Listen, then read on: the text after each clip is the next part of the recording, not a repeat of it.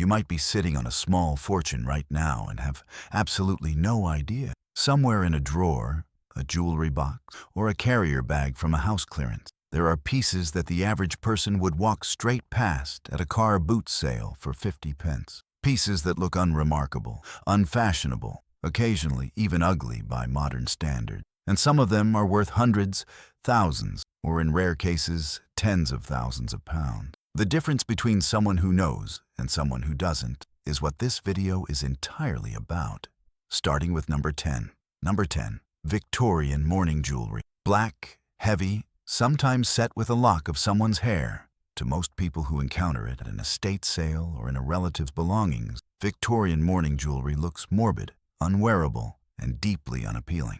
That's precisely why it gets left in boxes and sold for nothing. What the uninformed eye misses is that authentic Victorian mourning pieces, particularly those in jet, which is fossilized wood mined in Whitby on the Yorkshire coast, are increasingly rare and increasingly sought after by collectors worldwide. Genuine Whitby jet is lightweight, warm to the touch, and carries a history that antique dealers and auction houses treat seriously. A genuine Victorian jet mourning brooch in good condition can fetch between $200 and $2,500 at auction depending on craftsmanship and provenance. The imitation pieces made from black glass, called French jet despite having nothing to do with jet or France, are worth significantly less but still carry modest collectible value. If your grandmother left you something black and gloomy looking in a velvet box, have it looked at before you give it away. Number 9. Rolled gold pieces from the 1940s and 1950s. Rolled gold is not the same as gold plating. It's a process where a layer of gold is mechanically bonded to a base metal under heat and pressure, creating a bond that is significantly thicker and more durable than electroplating. Pieces made with this process in the mid-20th century have often survived 70 or 80 years of existence without losing their gold surface, which is a durability modern plating cannot replicate. Because the word gold doesn't appear prominently, and because the pieces look old-fashioned rather than luxurious, they get ignored at charity shops and car boot sales constantly. Brooches, lockets, and charm bracelets from this era in rolled gold can sell for $80 to $400, depending on maker marks and condition. Some pieces by known makers like Miracle or Exquisite carry stronger collector interest and push higher. The shape and style won't win any modern fashion. The history and the survival rate absolutely do. Number 8.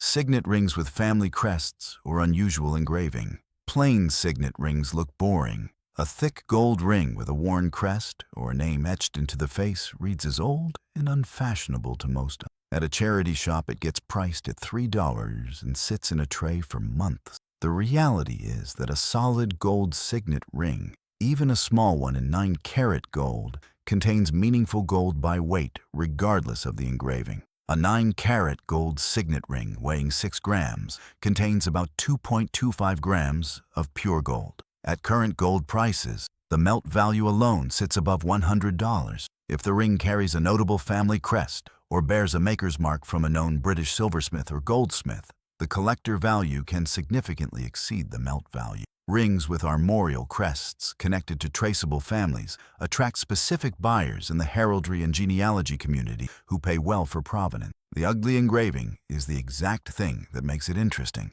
Number 7.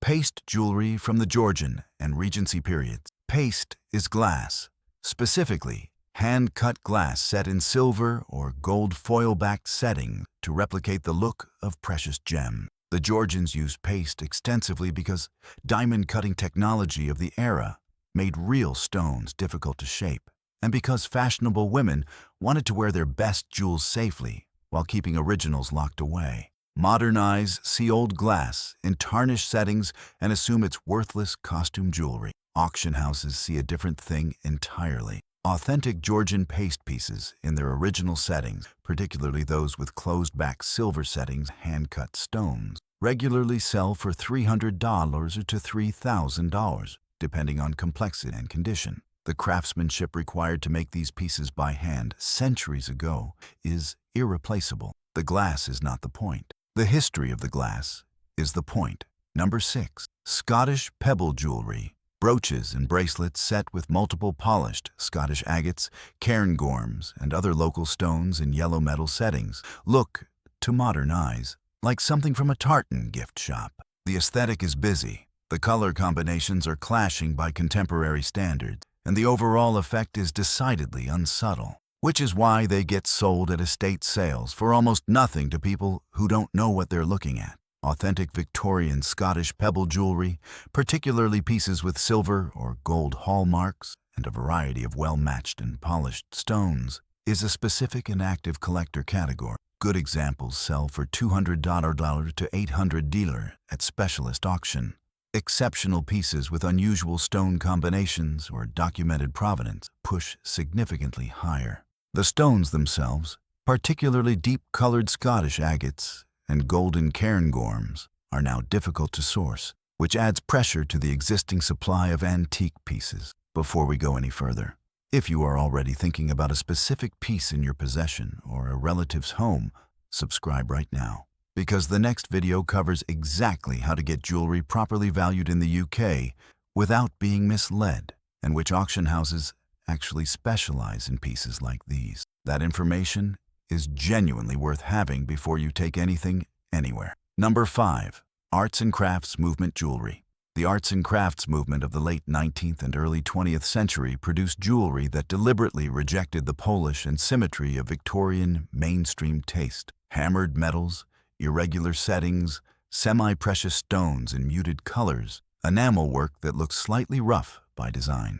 To an untrained eye, it looks like someone made it in a craft class. To a collector, it's some of the most desirable British decorative art of its era.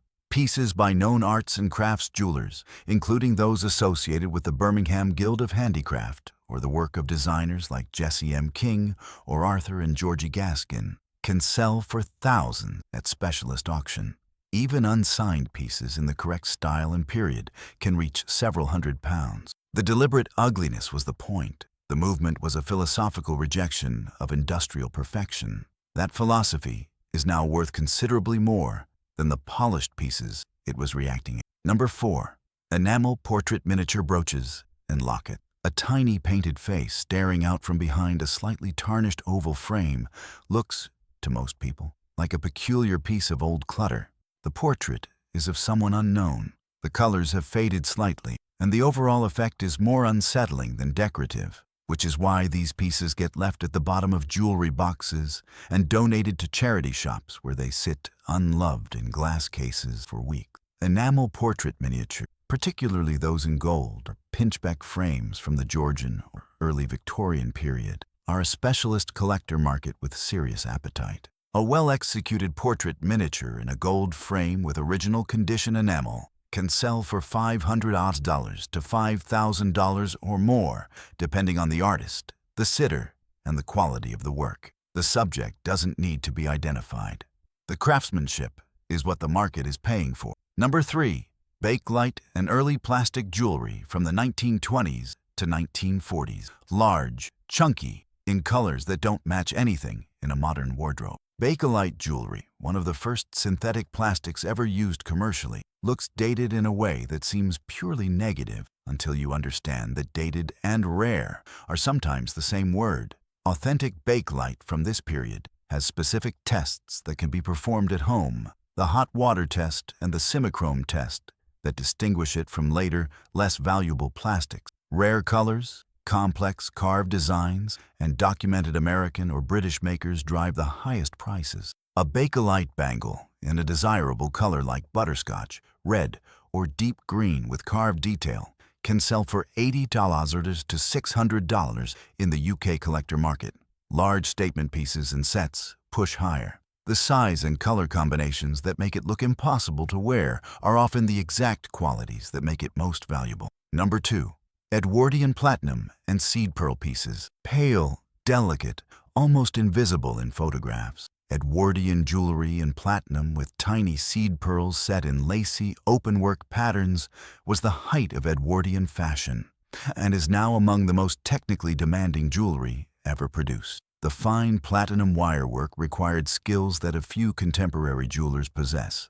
The seed pearls, natural rather than cultured, came from freshwater and saltwater sources that no longer supply at the same scale. Because the aesthetic is so far from contemporary taste, these pieces get overlooked constantly. A lace-like Edwardian platinum brooch with seed pearls in good condition can sell at auction for $800 to $8,000, depending on complexity, condition, and whether the piece bears maker's marks from known Edwardian houses. The fact that it looks like something a great-great-grandmother would wear is precisely the point. That great-great-grandmother had very good taste in a very expensive material. Number 1.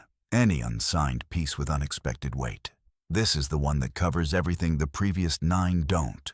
Across all periods and all styles, the single most reliable indicator that a piece of jewelry is worth investigating further is unexpected weight. A brooch that's heavier than it looks. A chain that sits differently from other chains at the same length. A ring that feels substantial in a way its appearance doesn't justify. Gold is dense. Silver is dense. Platinum is the densest of all. When a piece feels heavier than its visual impression suggests, that weight has to come from somewhere. And base metals, plastics, and costume materials don't weigh the same as precious metals. If you pick something up at a car boot sale, a charity shop, or from a relative's estate and think that's heavier than I expected, that thought is the beginning of a conversation with a qualified valuer, not the end of one. The ugliest, most unfashionable, most overlooked pieces in UK charity shops and estate sales are often the ones that feel wrong in the right hand. Trust that feeling, then get it looked at.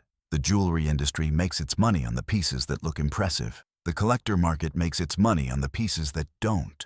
Every expert valuer in this country has a story about something extraordinary that arrived in a carrier bag from a house clearance. The difference between that piece ending up at auction for thousands and ending up in a landfill is one person pausing long enough to ask whether it might be worth knowing more. Be that person. Because right now, somewhere in the UK, a piece on this list is sitting in a charity shop for $2, and someone is going to walk past it. Make sure it isn't you. Tell me in the comments if you own anything that fits one of these categories. And if this video made you look at something differently, share it with someone who's currently clearing out a relative's home. That share might be worth more than